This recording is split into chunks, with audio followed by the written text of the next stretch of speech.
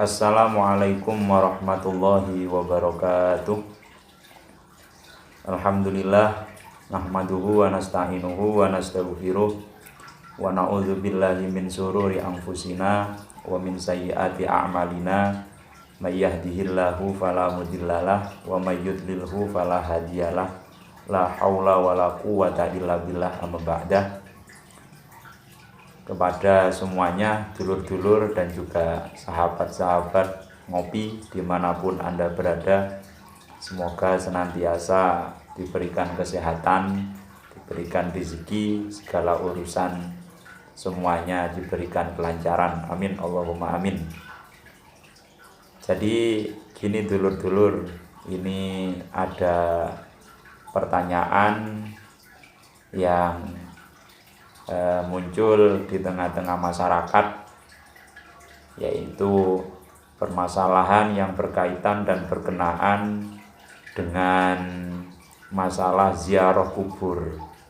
Ini bukan menyoal tentang hukum daripada ziarah kuburnya, bukan, tapi lebih bagaimana kan hukumnya ketika misalkan kita ziarah kubur lupa bawa sabit, atau kalau katanya orang Jawa itu arit, sedangkan rerumputan yang ada di kuburan itu panjang-panjang. Itu yang lebih baik dibiarkan terus dipotong atau justru malah dicabut. Nah, itu permasalahannya dulur-dulur.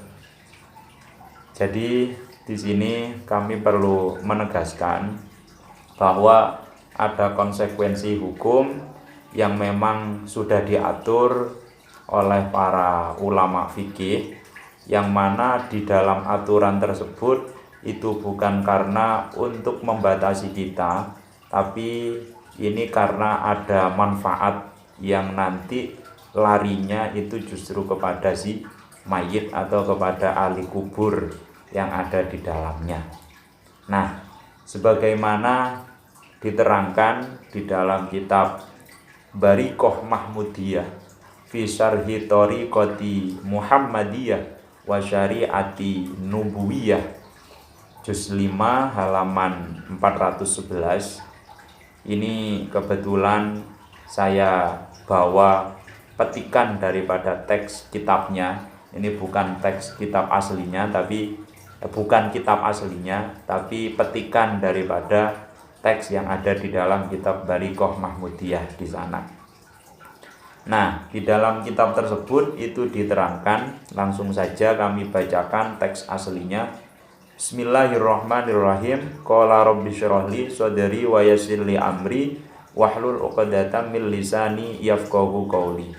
Bismillahirrahmanirrahim. Wa minha qal usyauqi wal hasisi ar-rutubaini alal qabri fa innahu makruhun fa innan nabati madamat rutubatan tusabbihullaha fa hina idzin yantafi'ul mayyitu wa yasta'nisu bitasbihiha anil khoniyati wa yukrahu qatbul hatabi wal hasisi qat'ul hatabi wal hasisi minal maqbarati fa in kana yabisan fala ba'sa bihi li'annahu ma dama rutoban yusabbihu fayu'annisul mayyit.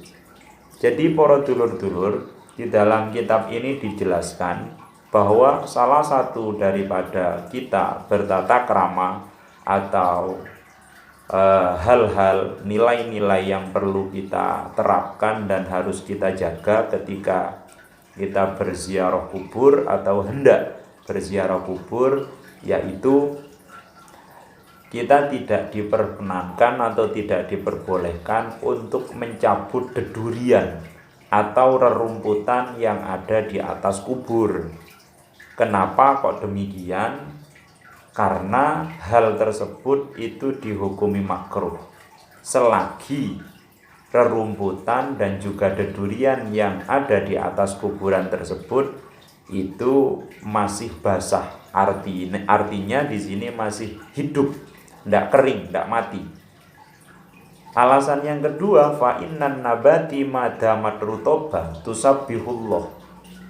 Alasan yang kedua yaitu kita dimakruhkan untuk mencabutnya karena setiap tetumbuhan yang berada di atas kuburan selagi ia masih basah itu semuanya membaca tasbih kepada Allah. Nah, ketika ia membaca tasbih dumateng Gusti Allah, fahina idzin yantafiul mayyit wa yasta'nisu bi tasbihiha. Nah, dari bacaan-bacaan tasbih yang dibacakan oleh dedurian, rerumputan dan tumbuh-tumbuhan yang lain yang di atas kubur. Nah, dari bacaan tasbihnya itu mayit itu menerima manfaat dari sana. Selain itu, mayit itu yang ada di dalam kuburnya merasa senang karena merasa ada yang mendoakan.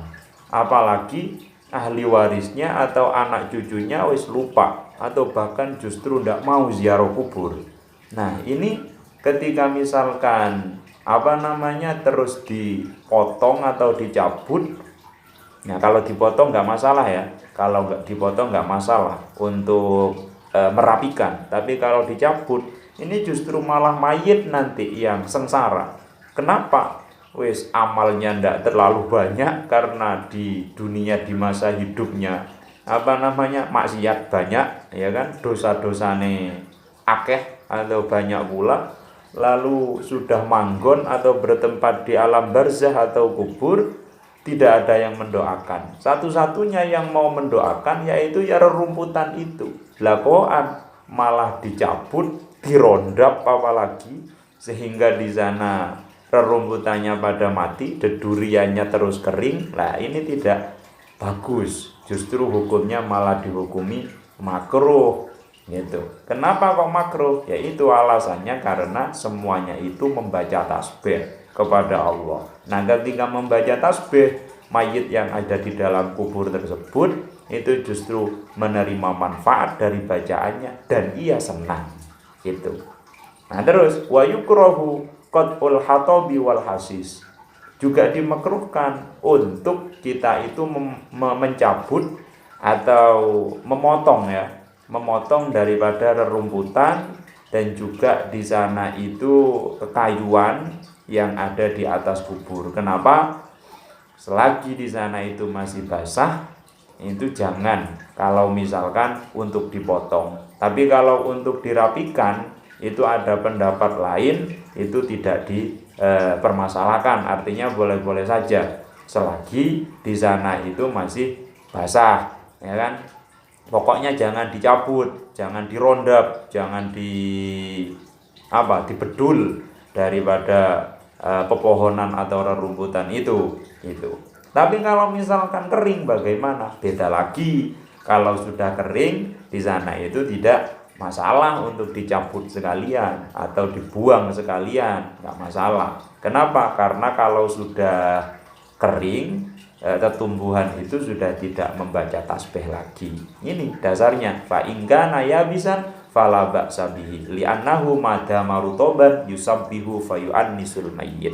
Kalau misalkan ia sudah kering, maka tidak masalah untuk dicabut sekalian itu. Lagian dulu Rasulullah itu pernah, saya hadisnya itu tidak terlalu ingat, tapi kira-kira itu untuk terjemahannya itu seperti ini. Suatu saat Rasulullah itu pernah lewat di sebuah pekuburan yang mana di sana ahli kubur yang ada di dalamnya itu disiksa. Sehingga karena Rasulullah itu tahu kalau ahli kuburnya itu disiksa, beliau mengambil pelepah daripada pohon kurma, lalu beliau belah menjadi 2 bagian, ya kan? Lalu setelah dibelah, ditancapkannya lah pelepah kurma tersebut di arah kepala dan juga di arah kaki. Lalu beliau dawuh, selagi pelepah kurma ini masih basah, ia akan senantiasa terus mendoakan dan juga membacakan tasbih untuk mayit ganjaran atau pahalanya. Dan mayit dalam hal ini itu senang dan menerima manfaat gitu. Nah di Jawa, di Indonesia tidak ada pohon kurma atau ada jarang. Itu pun tidak boleh kalau misalkan sampean potong pelepahnya lalu untuk zaman bawa ke kuburan, jelas tidak boleh sama yang punya gitu, karena jarang pohon itu. Oleh karenanya digantilah dengan pepohonan misalkan kembang, bunga, atau pohon kamboja, atau bahkan ada yang pohon pisang. Itu tujuannya itu untuk supaya hidup di atas kuburan, lalu ia membaca tasbih, mendoakan, dan mayit yang ada di dalamnya itu menerima manfaat dan juga di sana senang dengan bacaan tasbih tersebut. Gitu dulur-dulur, gitu ya. Jadi jelas ini ya, mudah-mudahan bermanfaat.